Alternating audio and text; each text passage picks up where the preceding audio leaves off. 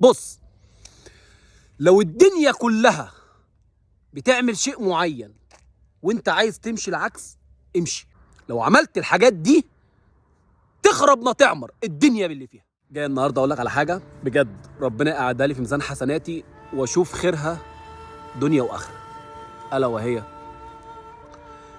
في اخر 5-6 سنين الربا انتشر بشكل غير طبيعي وغير مبرر. غير طبيعي وغير مبرر. الزراعه اختفت، الصناعه راحت. طب ما انت لو الحاجتين دول موجودين انت الربا هيقل. فالحاجتين اهم حاجتين عندك زراعه وصناعه اختفوا.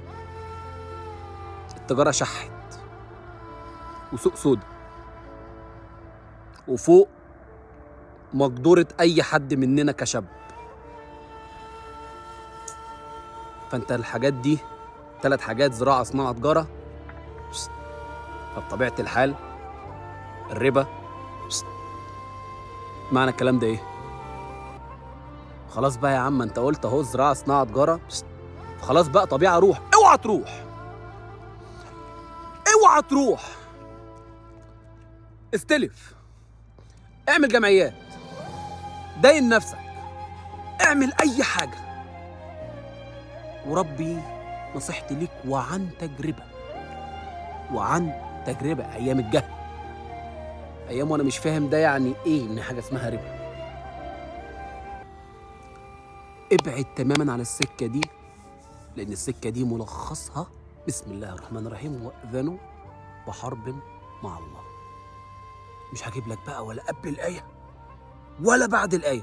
خد انت بس الجزء البسيط من الايه ده وابحث عليه بنفسك، لان لما اقولها لك غير ما انت تشوفها بعينيك وتشوف معنى كل حرف فيها وايه اللي بيحصل لحياتك وحياتي بسبب دخول الربا حياتك او حياتي. بص، لو الدنيا كلها بتعمل شيء معين وانت عايز تمشي العكس، امشي. طالما انت استخرت ربنا، استشرت اهل الخبره واهل الاستشاره، الناس فعلا الصالحه، طالما انت استفتيت ده، امشي وراه ومالكش دعوه بحد ولا باي حاجه في حياتك. لو الناس كلها ماشيه كده وانت لوحدك، ما تخافش طالما عملت ال3 حاجات دول. استخرت ربك سبحانه وتعالى، خدت برأي اهل العلم واهل القدوه والناس الصالحه واللي مش عايزه منك غير كل خير. 3 حاجه استفتيت ده. لو عملت الحاجات دي تخرب ما تعمر الدنيا باللي فيها. الربا بيخش بالخراب. هتدخل الربا في حياتك، يا هياخد ربك سبحانه وتعالى ما بيتعاندش: واذنوا بحرب مع الله. بقول لك تاني والجزء ده بس، وابحث وشوف بنفسك وراجع تجارب غيرك او راجع تجربتك. لو انت عملت كده يا تلاقي ربك سبحانه وتعالى خد امك، خد ابوك، خد بنتك، خد ابنك. اي واحد من ال4 دول فيهم الصحه اتاخدت. انت نفسك فيك حاجه. لو عندك بركه كان عندك بركه في الرزق وفي الاهل وفي البيت وفي الصحه تلاقيها اتشالت. ما عندكش امراض تيجي لك مرض. ليه؟ ربك سبحانه وتعالى حته ان انا اخد حاجه دي مش حق دي، مش عايز اتكلم فيها واوضحها اكتر من كده. ليها شروط. مش اي حاجه انا مزنوق فراح ادخل نفسي في الربا، لا خالص.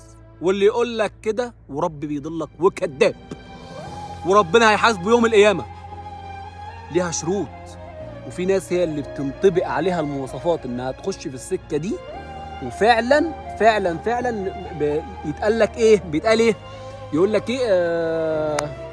يا بركه بسم الله الرحمن الرحيم: الضرورات تبيح المحظورات. فعلا في حاجه زي كده، الضرورات تبيح المحظورات.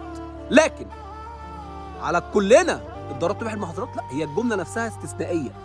فالجمله دي طالما استثنائيه هي للمستثني. يعني الجمله الاستثنائيه دي للمستثني بس، مش اكتر من كده. مش للكل، مش للكل. فدينك مش لعب، ما تستسهلش. اعرف كده الحاجه اللي بتيجي سهل اخرها خراب. طب الحاجه اللي بتيجي فعلا بمشقه وتعب كده، او اولها عسر تلاقي اخرها يسر. طب اولها يسر بسهوله وانت مستغرب اصلا من السهوله، ايه ده؟ ايه الجمال والدلال ده كله؟ اخرها عسر على المدى البعيد، ويا ريت عليك انت لوحدك.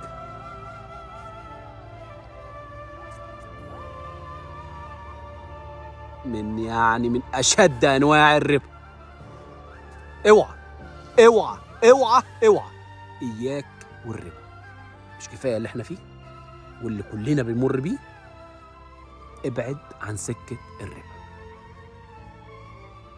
لو انت في الموضوع حاول تشيل نفسك منه بنيتك كده، وربنا سبحانه وتعالى يسد ما عليك، وهتطلع من اللعبه دي مجرد ما تخلص اللي عليك.